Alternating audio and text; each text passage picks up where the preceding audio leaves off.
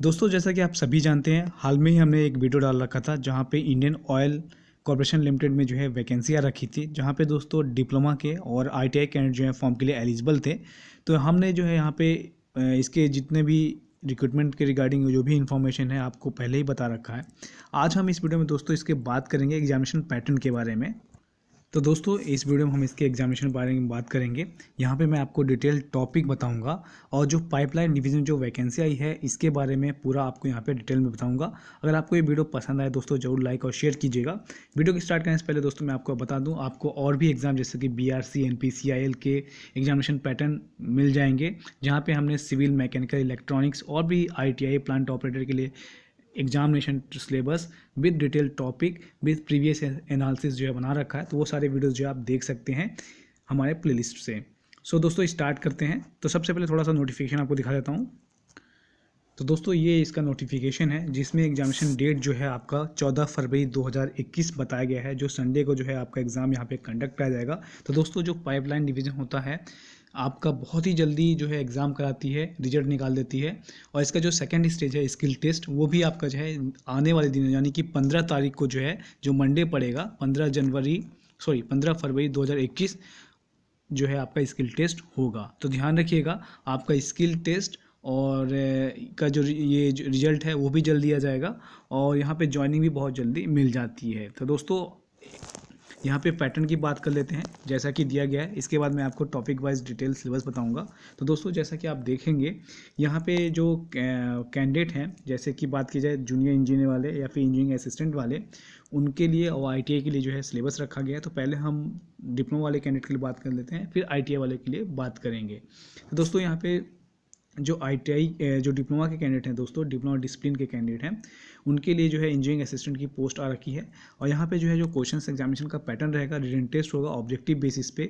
इसका दोस्तों examination centre की बात की जाए तो एग्जामिनेशन सेंटर जो है दोस्तों अभी कोविड की वजह से हो सकता है कि आपको जो है अपने स्टेट में इसका एग्जामिनेशन सेंटर मिल जाए, जैसा कि जिस स्टेट के लिए आप फिलअप कर रहे हैं। पहले क्या होता था दोस्तों, इसका जो जनरली पाइपलाइन जो डिवीजन है वो जो है पानीपत में जो है एग्ज़ाम कंडक्ट कराया जाता था। तो इसका एग्जामिनेशन सेंटर जो है अभी चेंज हो सकता है, श्योरली हम नहीं कह सकते, आप पे डिपेंड करता है कि शायद ये ऐसा भी हो सकता है कि आपके सिटी में दे सके, वो डिपेंड करेगा डिपार्टमेंट पे। तो इसके एग्जामिनेशन पैटर्न में दोस्तों जो क्वेश्चंस रहेंगे 100 क्वेश्चंस आएंगे ऑब्जेक्टिव क्वेश्चंस, जिसमें दोस्तों 75 क्वेश्चंस जो रहेंगे आपके डिसिप्लिन्स रहेंगे, मतलब आप जिस ब्रांच के लिए फिलअप किए हो उस ब्रांच से जो है क्वेश्चंस यहाँ पे पूछे जाएंगे। देन दोस्तों जैसे कि यहाँ पे बात किया जाए कि जो आपका डिसिप्लिन है मैकेनिकल या फिर इलेक्ट्रिकल या फिर कुछ भी हो, तो आपके डिसिप्लिन से 75 क्वेश्चंस पूछ जाएंगे। और रिमेनिंग जो क्वेश्चंस होंगे दोस्तों जैसे कि 25 क्वेश्चंस, तो 25 क्वेश्चन में general aptitude, English language, reasoning, numerical aptitude और जनरल नॉलेज के क्वेश्चन जो है पूछ जाएंगे। तो यहाँ पर दोस्तों मैं आपको चाहे ITI के लिए लीजिए चाहे डिप्लोमा के लिए ले लीजिए, यहाँ पे जो नॉन टेक्निकल सेक्शन रहेगा 25 जो नंबर का क्वेश्चंस रहेगा, उसमें जनरली जो मेन इनका फोकस रहता है जनरल साइंस रहता है और जनरल नॉलेज। जनरल नॉलेज में दोस्तों करंट अफेयर ये बहुत ही ज़्यादा पूछते हैं, तो आपको जो है करंट अफेयर को यहाँ पे पढ़ के जाना है। मतलब एक महीने दिसंबर में जितने भी करंट अफेयर जो भी अगर आपने दिसंबर में जैसे जो करंट अफेयर आता है दिसंबर महीने का, वो एकदम पढ़ के जाना है, क्योंकि मोस्टली जो क्वेश्चन होता है इनका वो रिसेंटली टॉपिक पे होता है। तो वहाँ से जो है क्वेश्चंस यहाँ पे नॉन टेक्निकल आपको ज़्यादा मिल जाएंगे। देन दोस्तों मैथमेटिक्स की बात की जाए, बहुत कैंडिडेट इसके बारे में बात कर रहे थे, तो मैथमेटिक्स में जो है दोस्तों यहाँ पे आपसे अर्थमेटिक मैथ पूछेंगे और सिंपल क्वेश्चंस रहेंगे। तो ये दोस्तों जो नॉन टेक्निकल सेक्शन है दोनों के लिए बेटर रहेगा। ITI वाले कैंडिडेट के लिए मैं बता दूं दोस्तों, यहाँ पे जो है नॉन टेक्निकल सेक्शन में जो है आपका मोस्टली जो क्वेश्चंस रहेगा जनरल साइंस रहेगा और जनरल नॉलेज के जो क्वेश्चंस रहेंगे वो करंट अफेयर पे ज़्यादा पूछे जाते हैं। यानी कि 25 क्वेश्चन जो पूछा जाएगा उसमें मोस्टली जो क्वेश्चन है आपके जनरल साइंस से और जनरल नॉलेज से रहता है। बाकी दोस्तों कुछ क्वेश्चन ऐसे होते हैं जिसमें आपका न्यूमेरिकल एबिलिटी यानी कि अर्थमेटिक मैथ पूछ लेता है, बहुत सिंपल क्वेश्चंस रहेंगे। तो ये हो गई दोस्तों नॉन टेक की बात। अब हम बात कर लेते हैं इसके टेक्निकल की बात। तो टेक्निकल की बात सबसे पहले मैं आपको यहाँ पे बता दूँ, ध्यान रखिएगा यहाँ पे जैसे कि आप बात किया जाए डिप्लोमा वाले कैंडिडेट के लिए, जो डिप्लोमा वाले कैंडिडेट हैं उनका जो 75 क्वेश्चंस रहेगा मैकेनिकल वाइज डिसिप्लिन वाइज आएगा। लेकिन दोस्तों कुछ क्वेश्चंस ऐसे होंगे आपके जो आपके बेसिक क्वेश्चंस जैसे कि इलेक्ट्रिकल से इलेक्ट्रॉनिक से बनते हैं, तो वो क्वेश्चन भी आपको मैकेनिकल ब्रांच में मिल सकते हैं और मिलते भी हैं दोस्तों। तो आपको सिर्फ जो है अपने ब्रांच पे सीमित नहीं रहना है, आपको जो है बेसिक क्वेश्चन ऑफ इलेक्ट्रिकल और इलेक्ट्रॉनिक के क्वेश्चंस जैसे ट्रांसफार्मर, स्टेप डाउन ट्रांसफार्मर और जितनी मशीनें हैं, इलेक्ट्रिकल मशीनें हैं, इंडक्शन मोटर्स वगैरह है, ये सारी चीज़ें जो है इनके बारे में बेसिक चीज़ आपको यहाँ पे मालूम होना चाहिए, क्योंकि बेसिक क्वेश्चन जो है वहाँ पे आपको किसी भी डिसिप्लिन से हो आपको जो है वहाँ पे मिल जाएंगे।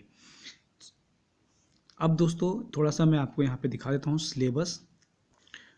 तो दोस्तों यहाँ पे हम सबसे पहले जो टॉपिक वाइज सिलेबस डिस्कस कर रहे हैं, यहाँ पे इलेक्ट्रॉनिक वाले कैंडिडेट के लिए कर रहे हैं, क्योंकि इनकी डिमांड बहुत ज़्यादा थी, बहुत से कमेंट आ रहे थे। इसके बाद हम जो है आपको मैकेनिकल के बारे में बताएंगे।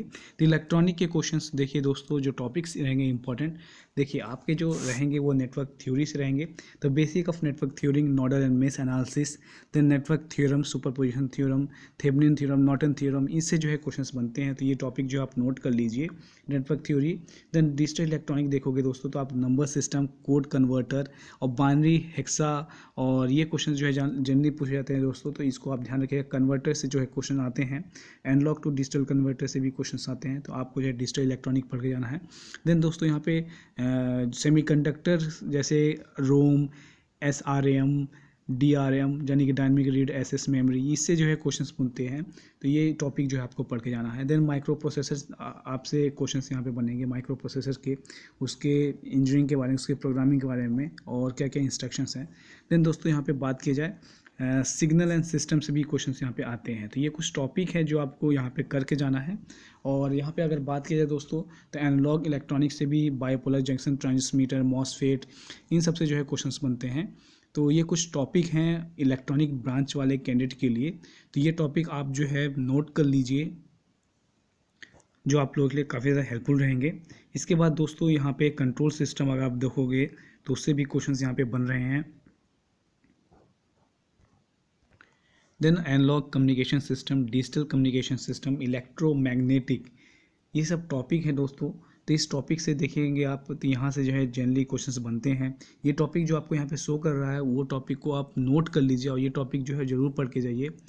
और इसके साथ साथ दोस्तों कुछ बेसिक इलेक्ट्रिकल भी आपको पढ़ के जाना है, इलेक्ट्रिकल मशीन्स के कुछ बेसिक्स, कुछ लॉज वगैरह आपको याद होना चाहिए, क्योंकि डायरेक्ट क्वेश्चन जो है वहाँ पे बन जाएंगे इलेक्ट्रॉनिक। अगर आप ये मत सोचिए कि अगर आप इलेक्ट्रॉनिक ब्रांच से हैं तो आपको इलेक्ट्रिकल के क्वेश्चन नहीं पूछेंगे, आपको बहुत सारे क्वेश्चन ऐसे हैं जो बेसिक इलेक्ट्रिकल और मैकेनिकल भी क्वेश्चन मिल जाएंगे। तो ये सब क्वेश्चन जो है आपको पढ़ के जाना है इसके लिए।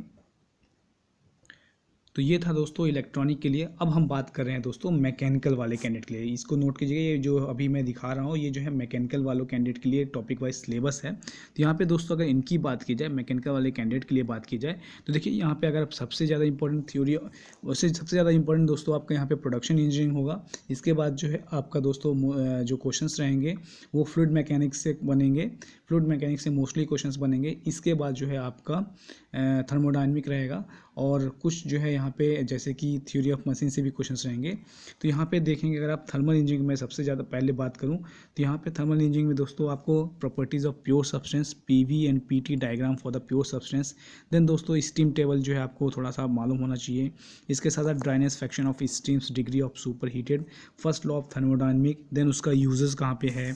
इसके साथ सेकेंड लॉ ऑफ थर्मोडायनेमिक जो है, then heat transfer, refrigeration, Kelvin Planck constant statements, ये सब क्वेश्चंस जो है पूछेंगे। देन दोस्तों COP निकालने के लिए आपका रेफ्रिजरेशन के लिए COP, ईयर स्टैंडर्ड साइकिल है of IC engines, auto cycle, diesel cycle, thermo efficiency of diesel cycle, इसका डायग्राम, इससे जो है क्वेश्चंस बनेंगे।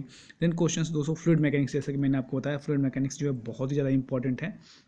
तो यहाँ पे दोस्तों अगर आप देखोगे जो फ्लूइड मैकेनिक्स के क्वेश्चंस होंगे, इसमें जो है आपको बेसिकली फ्लूइड मशीनरी भी फ्लूइड मैकेनिक्स के अंदर आ जाएगा।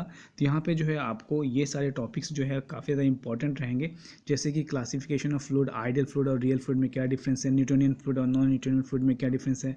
देन दोस्तों यहाँ पे जो मेजरिंग, प्रेशर मेजरिंग इंस्ट्रूमेंट होते हैं, जैसे कि बात की जाए manometer, YouTube incline manometer, piezometer, ये सब जो है उससे क्वेश्चंस बनेंगे।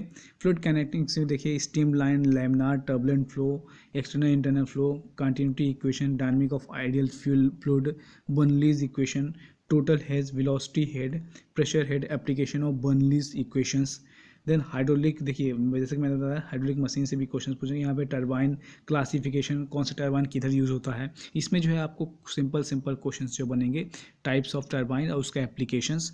देन दोस्तों पंप से क्वेश्चंस बनते हैं, किस प्रकार का पंप, रेसिप्रोकेटिंग, सेंट्रीफ्यूगल, ये सब क्वेश्चंस यहाँ पे बनेंगे। और देखिए प्रोडक्शन इंजीनियरिंग इसके बाद बहुत ज़्यादा इंपॉर्टेंट आएगा। तो प्रोडक्शन इंजीनियरिंग में दोस्तों वेल्डिंग के आपके क्वेश्चंस बनते हैं, हीट ट्रीटमेंट के लिए बनते हैं, वेल्डिंग डिफेक्ट्स, एनडीटी वगैरह, इससे जो है TIG, MIG, brazing and soldering में डिफरेंस, ब्रेजिंग मटेरियल कौन से होते हैं, सोल्डरिंग मटेरियल कौन से होते हैं, सोल्डर के लिए कौन सा एलॉय यूज़ किया जाता है, ये सब टॉपिक जो है बहुत ही ज़्यादा इंपॉर्टेंट है।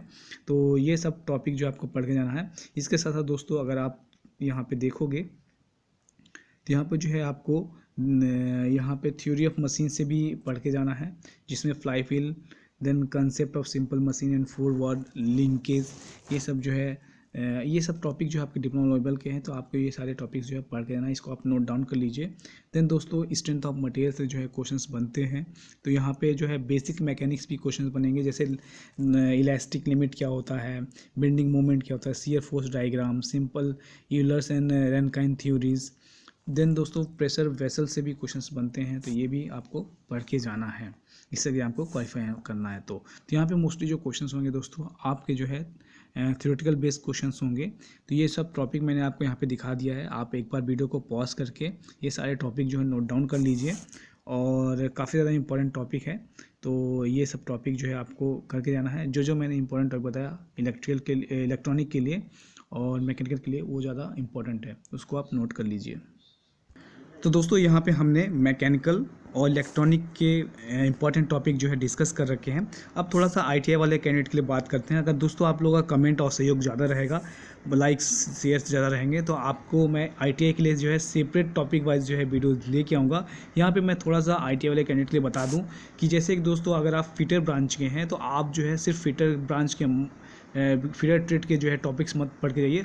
आपको जो है फिटर के साथ साथ जो है इलेक्ट्रॉनिक के क्वेश्चंस पढ़ के जाना है, इलेक्ट्रॉनिक थोड़ा सा कवर करना है।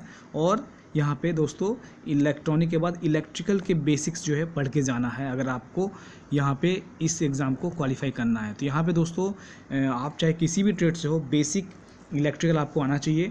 आप जो है आईटीआई वाले कैंडिडेट के लिए मैं बात करूँ तो दोस्तों इनको जो है जो 12th क्लास की इलेक्ट्रिकल की बुक है, या फिर कह सकते हो आप फिजिक्स की बुक है, जिसमें इलेक्ट्रोस्टैटिक वगैरह डिस्कस किया गया है, अगर आप वो टॉपिक जो है यहाँ पे कवर कर लेते हो तो आप लिए काफ़ी ज़्यादा बेनिफिट रहेगा। या फिर आप दोस्तों आईटीआई की इलेक्ट्रीशियन की बुक पढ़ लीजिए, कुछ इंपॉर्टेंट टॉपिक पढ़ लीजिए, वो आपके लिए काफ़ी ज़्यादा हेल्पफुल रहेगा। क्योंकि दोस्तों जो आपका टेक्निकल का यहाँ पे पेपर आएगा आईटीआई वालों के लिए, उसमें जो 75 क्वेश्चंस रहेंगे, उसमें क्या होगा कि आपको 5 क्वेश्चंस जो है आपके ट्रेड से मिलेगा, यानी कि फिटर के ट्रेड से मिलेगा, 5 क्वेश्चन जो है इलेक्ट्रिकल ट्रेड से, 5 क्वेश्चन जो है मशीनिस्ट से। तो मतलब आपका जो क्वेश्चंस रहेंगे वो दोस्तों कम्बिनेशन ऑफ डिफरेंट ट्रेड के क्वेश्चंस रहेंगे। इसलिए आप जो है हर एक टॉपिक जो है पढ़ के जाइए, अगर आपको इस एग्ज़ाम को क्वालिफाई करना है। डॉनटेक के लिए मैंने आपको इनिशियली बता दिया। तो अगर आप चाहोगे दोस्तों तो मैं इसका टॉपिक भी बताऊँगा, लेकिन दोस्तों आप लोगों का सहयोग और लाइक शेयर हमको ज़्यादा चाहिए। जितने कमेंट होंगे, जितने लाइक शेयर होंगे, उतना जो है दोस्तों हम आप लोग के लिए मेहनत करेंगे। तो मिलते हैं फिर नए वीडियो के साथ, नई इन्फॉर्मेशन, नई वैकेंसी के साथ, नए एग्जामिनेशन पैटर्न के साथ। आज के लिए बस इतना ही। Thanks for watching and listening.